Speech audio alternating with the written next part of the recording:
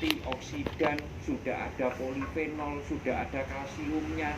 Akan tetapi setelah proses mesin menjadi sukrosa, menjadi gula pasir putih, itu ternyata hilang semua.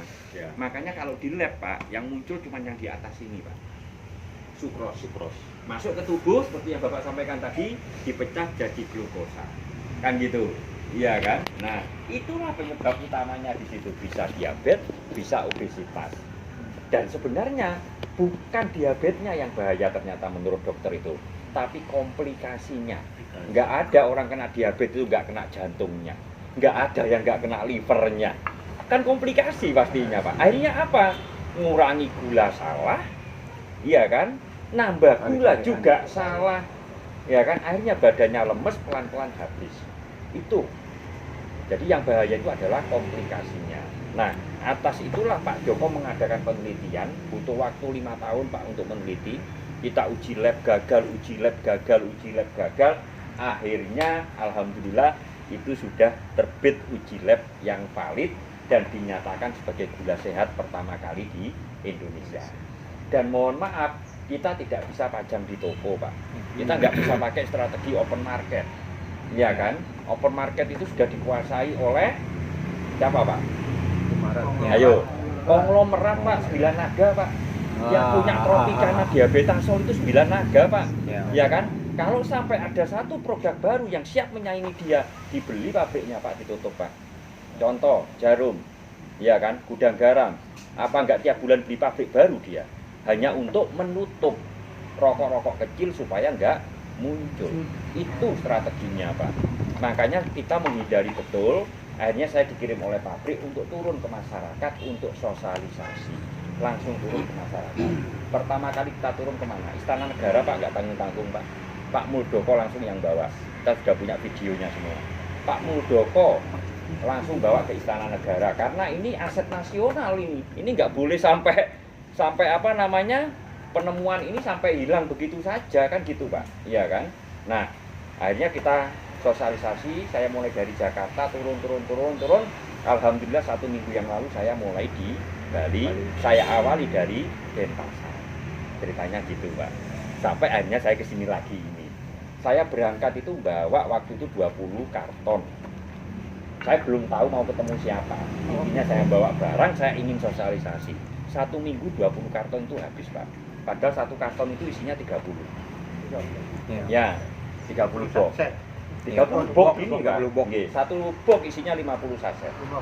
Nggih, 1 box ini isinya 50 saset. Nah, akhirnya saya bentuk sebuah mekanisme untuk marketingnya Pak. 1 kota 1 distributor. 1 kota 1 distributor. Di bawah distributor berarti agen-agen. Di bawah agen berarti reseller. Tanpa melalui open market. Ya, tanpa melalui open market. Berarti siapa yang pertama kali menjelaskan tentang produk ini, berarti repeat ordernya yang dapat siapa? Ya yang pertama kali jelaskan Pak. Kan orang nggak tahu mau beli di mana, yang di toko nggak ada, kan gitu. Oke. Nah, jadi semua bahan yang ada di kandungan ini Pak, ini murni dari tebu, tanpa ada dari bahan lain yang kita campurkan. Jadi kita berani pastikan ini 100% dari tebu. Makanya ini nutrisinya muncul semua. Ini nutrisinya ada di tebu semua Pak. Ya kan, polifenol. Ini fungsinya ini yang berguna untuk menetralkan gula darah. Jadi orang diabetes pun misalkan rutin konsumsi pelan-pelan akan diturunkan dan sudah banyak kesaksian. Bahkan yang sudah amputasi kadar gula 500 habis cuma 3 box. Kan nggak sampai jutaan Pak. Berapa sih harganya ini 1 boxnya? Iya kan? Nggak sampai 500.000 3 box itu. Itu sudah turun jadi 150 dari 500. Padahal dia sudah tiap hari harus konsumsi obat dokter, bukan untuk menurunkan loh, mempertahankan supaya tidak tambah naik. Tuh Pak. Jadi temanya apa? Ternyata yang menyebabkan tingginya gula darah itu adalah makanan dan minuman yang mengandung karbohidrat, di mana di situ ada nilai glycemic index-nya. Semakin tinggi nilainya, semakin tinggi potensi kenaikan gula darahnya. Contoh, gula pasir, nasi putih. Nasi ini kan nggak manis. Tapi kenapa kita pada saat kena diabetes datang ke dokter, suruh ngurangi nasi? Dokter nggak jelaskan kenapa itu. Ternyata nilai glycemic index-nya tinggi. Ada lagi yang lebih tinggi dan itu makanan sehari-hari, Pak. Kita kalau nggak makan itu kurang enak. Apa ayo? Kerupuk. Kerupuk itu ternyata 90 Pak nilai glikemik indeksnya. Kerupuk itu. Iya. Kerupuk beras. Tepung kan Pak. Itu kan Nah, dari tepung. iya. Jadi ternyata kentang itu juga tinggi. Iya kan? Kalau buah semangka Pak yang tinggi Pak. Hati-hati dengan semangka. Apalagi kalau pas panas kita kan enak sekali, itu. apalagi masuk ke dalam lemari es itu ya. Iya, iya. Makanya banyak kasus orang makan semangka kenapa langsung drop. Awalnya itu naik gitu Pak. Dinaikkan dulu gula darahnya, setelah itu turunnya juga drastis. Nah, ini kan hasil uji labnya. Jadi kita nggak bisa buat ini. Ini kita pasang ini berdasarkan lab dari IPB, ya kan? Ini kalau konsumsi gula pasir biasa, yang nilai glikemik indeksnya tinggi, ini otomatis langsung naik. Yang merah ini Pak. Turun pun juga drastis. Jadi bukan berarti orang yang konsumsi gula itu kadar gulanya selalu naik. Ada yang malah drop, betul nggak? Iya kan? Ini gitu loh. Lah kurvanya. Lah kalau konsumsi yang gula LGA ini yang low glycemic index ini skip, landai. Yang kuning ini Pak. Nah, naik juga nggak terlalu tinggi, turun pun juga nggak drastis, gitu loh. Nah, ini berarti apa? Fungsi kerja dari pankreas itu tidak lelah Pak. Jadi yang membuat pankreas itu tidak bisa memproduksi insulin lagi, atau produksi insulin tapi insulinnya itu kurang bagus, itu karena pankreas sudah terbiasa kerja keras. Begitu kemasukan dari sukrosa itu tadi untuk memecah menjadi glukosa itu tadi Pak, itu kerja keras. Makanya kita cepat lapar. Gitu loh. Cepat lapar itu yang buat cepat lapar itu karena pankreasnya sering bekerja. Kalau rutin kita konsumsi ini insya Allah awet kenyang Pak. Jadi nggak dikit-dikit kepingin makan. Sebenarnya untuk menambah tenaga itu kan nggak perlu makan banyak toh Pak aslinya Pak. Oh buktinya banyak orang makan banyak langsung ngantuk. Harusnya kan tambah seger. Tapi habis makan kok malah ngantuk. Iya kan? Berarti kan cukup dengan energi, salah satu sumber energi itu kan dari gula. Makanya jenengan misalkan mau tidur pakai air kayak tadi 2 saset gitu, bangun tidur itu sudah enak, sudah enteng, sudah fresh gitu loh. Jadi manfaat yang utama selain untuk gula darah, yang kedua untuk membersihkan racun-racun dalam tubuh karena ada antioksidan. Berarti apa? Melawan radikal bebas. Ya kan? Toksin-toksin. Makanya jangan heran kalau nanti misalkan jenengan konsumsi sering buang air besar, sering kencing atau keluar keringat kayak badan kepanasan gitu ya kan, itu berarti ada fungsi detox di situ, pembersihan racun dalam tubuh. Yang ketiga, meningkatkan imunitas Pak, kekebalan tubuh. Ya kan? Jenengan akan jarang kena flu atau batuk. Flu batuk ini kan penyakit sehari-hari.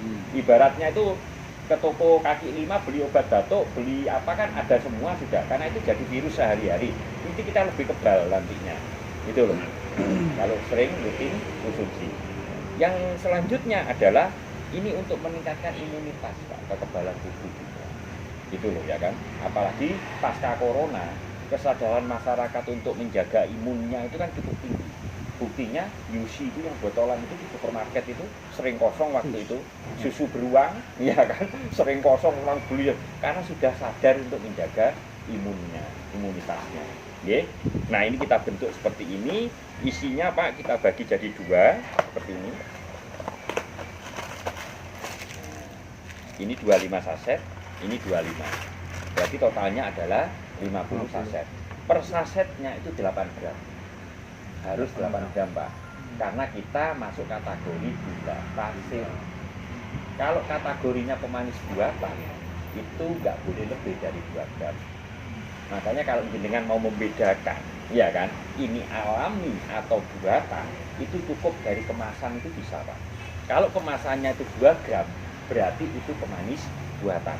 Karena memang aturan WHO kan seperti itu. Betul Pak nggih? Nah, tapi kalau memang alami, ya harus 8 gram. Karena itu sesuai dengan takaran kesehatan. Jadi ini berat bersihnya per sasetnya adalah 8 gram. Kalau kali 50 berarti 400 gram. Coba Bapak ke toko lihat Tropicana atau Diabetasol. Paling tinggi cuma 100 gram karena 50 kali 2 gram. Karena itu masuk kategori pemanis buatan. Kalau memang itu gula, di boxnya berani dia nulis sugar Pak. Tapi kenapa tetap harus ditulis sweetener? Ya, itu loh. Ya kan? Gambar jagung itu bukan gula dari jagung. Kalau gula itu bisa dari jagung, nggak ada orang tanam tebu, Pak. Cukup dari jagung saja di Jawa itu. Iya kan? Jagung itu untuk pengencer supaya nggak serik di tenggorokan. Karena sifat dari kimiawi itu ada rasa yang tertinggal. Kan ada rasa kayak pahit-pahitnya, serik-seriknya. Coba Bapak ini tadi kan sudah rasakan pakai air putih. Kos kan Pak, enteng gitu ya kan. Karena benar-benar dari bahan alam. Tuh. Nah sekarang gantian Bapak yang tanya ke saya. Apapun sudah yang berkaitan dengan produk ini. Ini kan pengganti gula. Betul. Ya, Gula. Betul. Fungsi utamanya itu ngasih ya. air minum gula. Nah, Ini pengganti jadi gula loh, Pak. untuk masak bisa, untuk kopi bisa, untuk ngeteh bisa, untuk masak, untuk nyambel Pak. Karena paling tidak ibu-ibu itu tetap butuh. Masak apapun itu paling tidak 1 sendok atau 2 sendok. Ini takarannya pas sudah bikin sayur, bikin masakan kasih 1 saset. Diproduksi di ini ya, pabrik yang besar kemarin di gula itu ya, di Klaten. Banyuwangi ya, Klaten ya. Di Klatennya, bukan yang ini Pak.